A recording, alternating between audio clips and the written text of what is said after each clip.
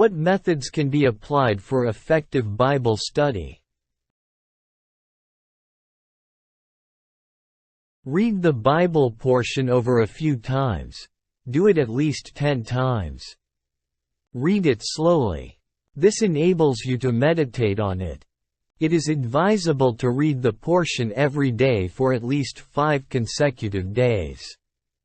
As a result, you will get an understanding of the portion as a whole and of how the individual verses fit into it. You will understand how that section fits into its chapter and how that chapter fits into its particular Bible book.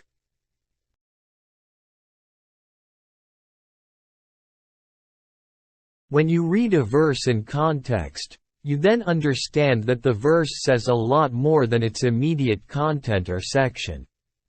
This means that you will not only read Psalm chapter 103 verse 1 or Psalm chapter 103 verse 12, and the section of the chapter in which these two verses appear, but you will read the whole of Psalm chapter 103.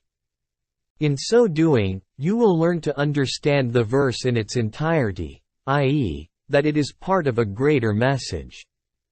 Such reading will help you comprehend that Psalm chapter 103 is a psalm of praise for everything the Lord has done for the psalmist. Reading the chapters preceding and following a particular chapter will help you see that they are interconnected, which means that you will develop a greater understanding of the Bible book as a whole. When reading all the chapters of the book of Philippians, for instance, you will recognize that Paul wrote this epistle while being imprisoned. When doing Bible study, you are in reality connecting the dots by connecting words, phrases, verses, chapters, and books. You can even draw mind maps or verse maps on posters, or use a large whiteboard to help you in this regard. Read all the verses in the section. The section may be a parable, a paragraph, or a whole chapter. It will be that in which the verse you mainly wanted to read appears, not just that particular verse. Reading John chapter 3 verses 13 to 17, not just John chapter 3 verse 16, you will notice how Jesus revealed that the Son of Man is also the Son of God. When reading John chapter 3 from the beginning, you also see that the person Jesus was addressing directly, though not exclusively, when he uttered these words was Nicodemus, a Jewish ruler.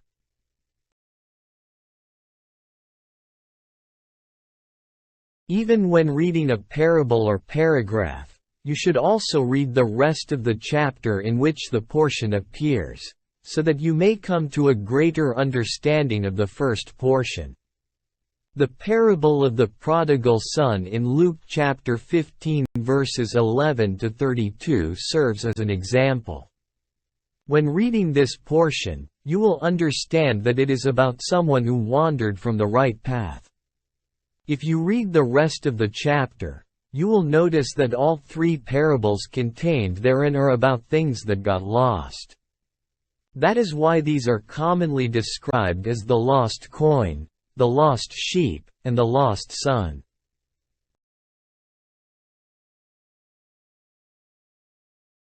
Furthermore, if you read the rest of the chapter, you will see that these have all been found.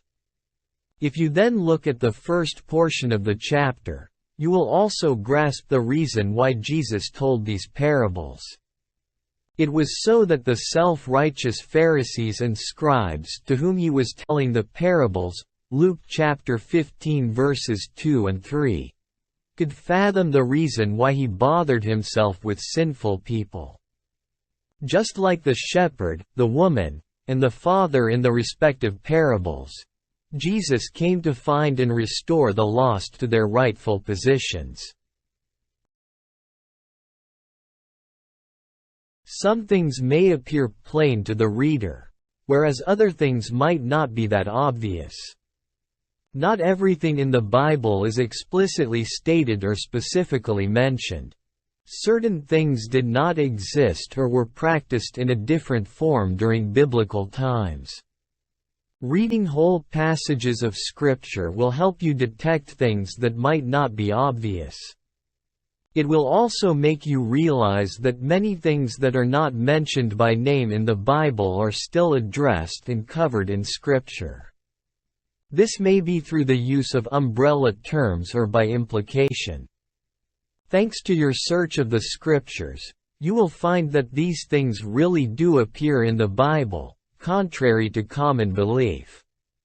Even though a word such as pornography, for example, does not appear in the Bible, the word still speaks against it in many places.